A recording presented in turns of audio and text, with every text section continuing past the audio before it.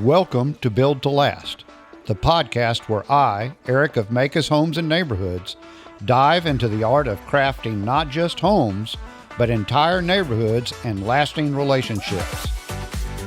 Join me as we explore the heart and soul of building communities that stand the test of time. Welcome back to Built to Last. This is Eric Schwarze, your host. This is the Maykus podcast where we discuss all things related to building, purchasing, buying new homes here in the North Texas area. We got back with us again today, our custom builder, one of our custom builders at Maykus Homes, Mr. Bubba Gregg. Welcome aboard. Hey, Eric, how are you doing today? Doing pretty good, sir. Glad to have you back. You know, today, Bubba, we're going to talk to people about seconds. And we have a lot of people who watch who probably know what seconds are, but we also have perhaps a lot of first-time buyers or people just thinking about building their first homes. So in the industry, when we say seconds, what are we talking about? So seconds are mainly going to be your internal systems in your house, everything that's inside your walls, the things you don't see in your house that make it function. Like you've got your plumbing, your HVAC systems, you've got electrical, you've got low voltage. There's pocket doors, there's cat and dog gates that we can install in walls. I mean, it's anything that goes in between the studs, in between the sheetrock, and that's everything that we put inside the house to make it function the way you want it to. Okay, very good. Well, let's start with those things. Let's start with one of those things. Let's talk about the plumbing system in the house. When you're running the seconds or the top out on the plumbing, what all's going on right there? So whenever we call in the plumbers for our top outs, we're expecting them to come in and they're gonna have all the sink locations, all the vanities, all the drains, all the showers, all that kind of thing. It'll all be marked out in the plans.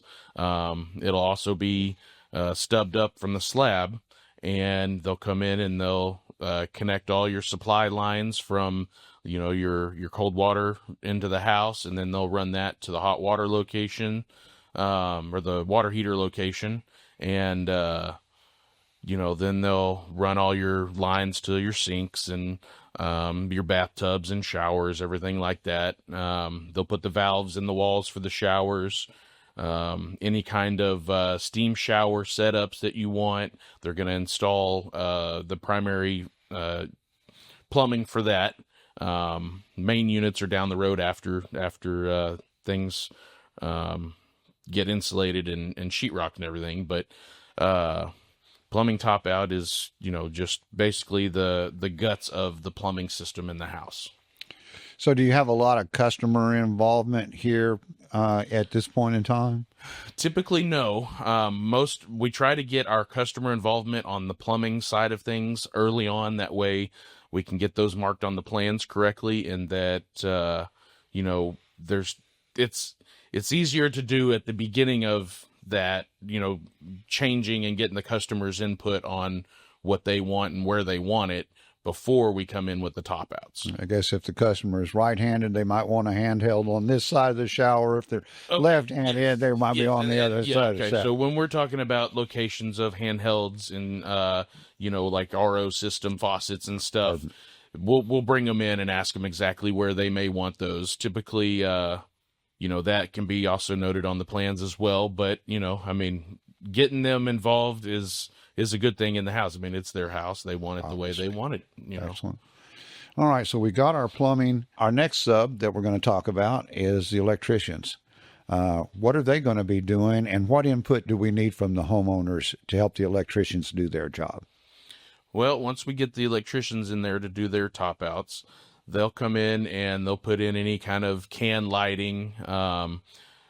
They'll come in and they'll put in all the wiring and everything for your stoves, any wiring for any kind of EV chargers. They'll put in the breaker panels, everything like that, wire it all up. They'll come in and they'll ask for specific placement of certain switches in certain rooms. At that time is, a good time that you can bring in a customer or client to ask them, if they want the nightstand switch, 3 inches from the nightstand or something like that. Or if they prefer to have their kitchen, under counter lighting switch in a certain location. You make sure to, get their input on locations of switches. So really, you're now getting that customer starting to live in that home. Basically, Correct. This is how they're going to function as they live in that home. Correct. All right. Well, we've got our plumbing top out done. That's the vascular system. We've got our electrical done. That's the nervous system. Nervous system. What about the breathing system? The HVAC system. The HVAC yes. system. So on the HVAC systems, once we call in that trade, we'll have them look at the plans and set up a system up, where they have adequate amount of room to set the indoor system up, and they'll start running all their ducts for the HVAC system as well as any exhaust fans for like the bathroom locations, any wet locations like utility rooms, and then they'll also come in and put all of our houses are fully enveloped with foam insulation. Mm-hmm. So they'll install fresh air intakes on the houses. That way, these houses are breathing correctly and getting the right amount of makeup air in for making up for any exhaust fans that we put in or vent hoods, stuff like that. Okay, very good. Well, tagging along with that, we talked about electrical, we talked about plumbing. How about low voltage? Basically the entertainment or security system in a house. Sure. Low voltage. That's going to be anything that is, requires anything less than a 110 outlet. That's going to be all your security systems. That's going to be sound systems, entertainment, security systems as far as glass breaking sensors, window sensors, door sensors, keypads, whether you want them utility room, garages, masters, anywhere you want something like that. Low voltage is the one that handles all that. I think really somewhere in seconds is when people building a home start to realize they get to make or have to make a lot more decisions than what they imagined. They're used to just walking in and seeing a finished home where someone's made all of these decisions for them. But here in this instance, you've got code requiring some things, logical placement requiring some things, and then homeowner needs coming into play. Correct. Yes, it's fun talking to some of these clients and when they start to realize, oh wow, there's a lot more going into this house than we expected, and the look on their face is just it helps me because I'm there to explain to them, hey, you have the option to do this. How do you want it set up? Suddenly it makes it their home just a little bit. Correct. It makes it their home. Oh, we haven't touched on fireplaces. Is there a lot that goes into getting the fireplaces installed? Typically, yes. You got to have it framed correctly. Fireplaces, the framers will frame all that in during the framing stage for the actual box itself. But during seconds is whenever we bring out the box, install it, and they'll install all the venting for it, and then they'll also run all the necessary plumbing as far as gas lines and everything to supply it with natural gas if it is a natural gas fireplace. All right. So let's walk through this. We've got our plumbing top out. We've got our electrical in. We've got our low voltage in. We've got our HVAC systems in. We've got our fireplaces in. Now, one thing that has come up in the past, and sometimes this is a homeowner choice, especially with someone that has perhaps kids they're concerned about, and then a lot of times it'll be code-driven because of the size of the home. How about fire suppression, Bubba? What challenges do you see with those? So we're seeing more and more houses getting fire suppression these days. It is not required to have them in a new house unless the city requires it. It is an option for the client to add it to their house if they so choose. But the fire suppression systems have been really popular here lately. But they're a good system to have in case you need them. I mean, it's one of the systems that are good to have and not need rather than need and not have. That So makes a lot of sense. And I think typically they're like one of the last things you run through on seconds too. they are. They like to be, during second stages, there's a certain order of operations that you have to bring in your trades.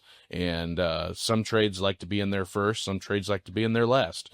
Fire suppression is one of the ones that likes to be last. That way, they're a very important system. They don't want anybody else getting in there and, putting something where, they don't, the other trade doesn't really understand that you can't put something in a certain distance from a sprinkler head. So they want to make sure that where they place all these sprinkler heads, that they're in the right locations and nobody else puts anything near them or within the given space that they require. Okay, well, that's great. So we got our fire suppression in. We're ready to spray sheet. We're ready to spray foam and start sheetrocking, or do we have to have something else out? Oh no, not quite. We're almost there. So after we get all of our seconds put in, and everybody's happy with how everything is, and we'll bring in, we'll call back the inspector. He comes out and he'll check everything from the framing all the way to plumbing, electrical, HVAC. I mean, he checks all the trades. And once we get his blessing and we get that green tag, we'll move on to poly seal, insulation, and then we'll throw up the sheetrock. And you get those green tags first time every time? Not every time. Not every time. My goal is to get them every time. But everybody makes mistakes.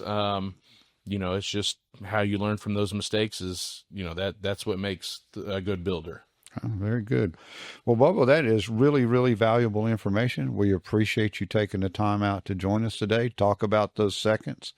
I know I've been through the houses you build. You build excellent houses. You're over in our Ferguson development right now. Yes, sir. I think you got 2 or 3 going over there right now. So. Correct. Yes. All right. Well, guys, we appreciate you taking the time out to join us on our podcast today, Built to Last. If you'd like to talk to us more about seeing our homes or driving through our neighborhoods or walk through one of our homes under construction to compare it to yours, we'd love to have you. Reach out to us at 817-308-1155. Meantime, we'll see y'all next time here on Built to Last. Y'all take care now.